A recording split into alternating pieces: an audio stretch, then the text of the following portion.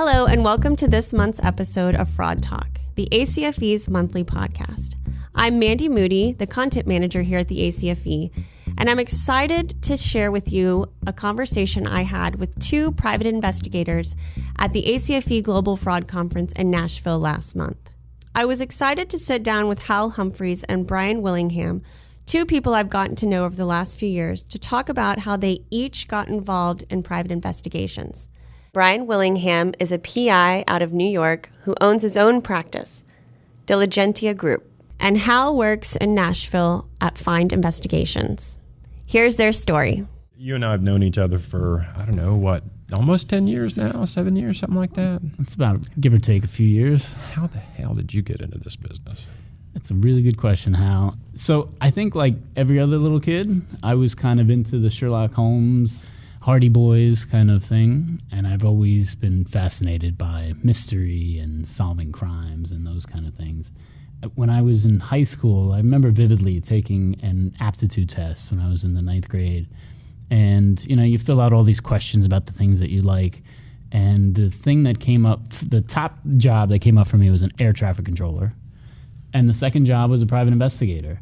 And I don't know if that was because my father has been a private investigator for a long time. So I don't know if that was because, I answered some questions because I thought it may come out like that. But for years, I put that aside. Sports has always been like my big thing. I wanted to be a baseball player. And then once I realized I wasn't good enough to be a baseball player, I decided I want to be like a general manager and owner of a team, naturally. And I ended up going to college and studying a business degree and getting a sports management degree. And I pursued that passion for a couple of years. I worked for the New York Giants and Major League Baseball. I got to fly in the blimp for the 2000 World Series for the Mets and Yankees World Series, which is a whole different story.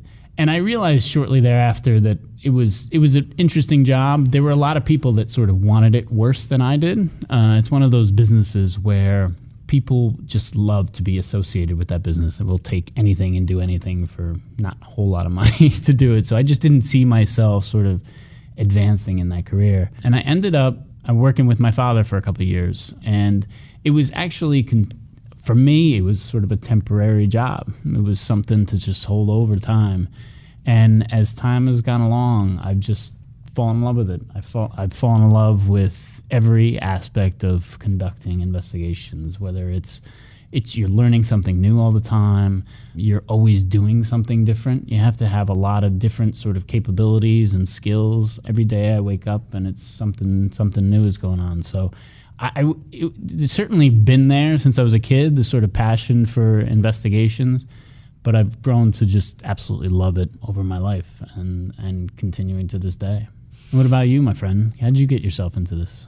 Well, I think pretty much like you. I grew up, with detective stories, and, I grew up watching Magnum PI, and my grandmother and I would sit in her sunroom when I was a kid and watch Rockford Files. So I grew up with those stories in my head. I graduated college and went into my father's business, which was real estate appraisal, because it was the smart thing to do.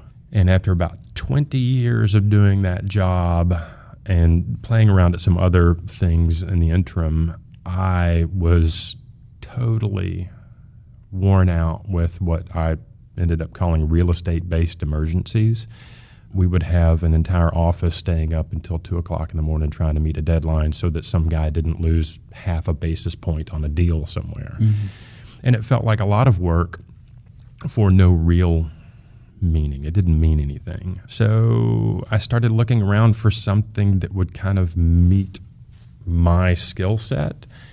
And after, about 3 months worth of really hard research into what would meet my skill set, the PI world was the top thing. Through the state of Tennessee, applied for a PI license, realized you have to have a company support you. So I applied for a company license, a manager's license, got those two things done. Didn't tell anyone about it because I was, quite honestly, a little bit embarrassed by the idea of telling people I was a private investigator at the time.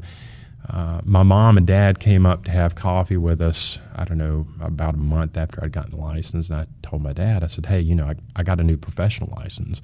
And he said, PI? Without missing a beat. And I'm like, how did you know? He goes, I always knew you would.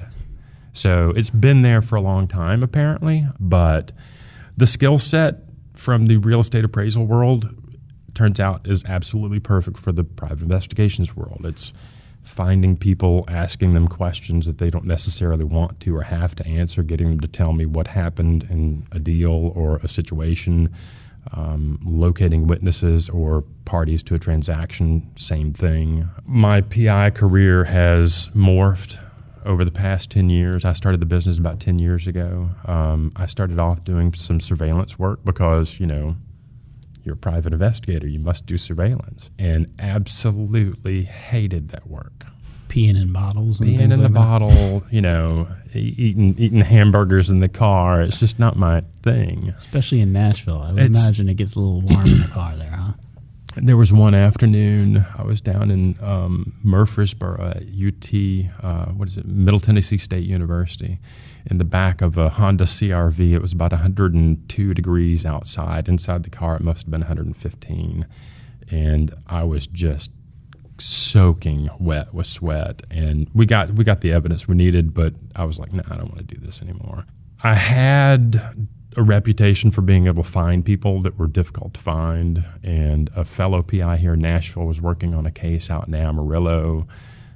She had one witness she couldn't find, and she said, hey, would you be able to track this guy down? I said, I'll see what I can do. Long story short, it was for a criminal defense case, and she called me on a Wednesday. I had the guy located on a Thursday. I had him interviewed in an affidavit Thursday afternoon out in New Mexico. She was really impressed. The attorneys were really impressed, and they asked me to stay on and help out on that case. And I realized over the course of about 3 months that I totally dug the criminal defense work. I've been doing that primarily for the past, 7 years now, and I love it.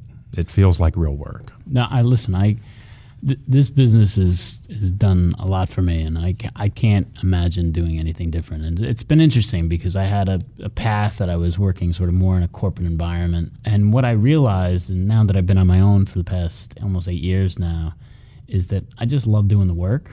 When you kind of in that more corporate environment, you wind up sort of managing other people and reviewing reports and things along those lines. I love doing the work. And I want to get my hands dirty. I think it's fascinating. You're learning something new all the time. I love learning about new topics. And with fraud and with investigations, it's like everything is, there's no cookie cutter way to do it. You have to figure out exactly how to get from point A to point B. Sometimes it's nearly impossible to find the answers, but there's this excitement and this an adrenaline rush about it that I don't know how much I could get anywhere else, maybe jumping off some cliffs or something like that. But I'm not willing to do that. No, I'm not willing either. Thank you to Hal and Brian, and thank you to everyone listening to this month's episode.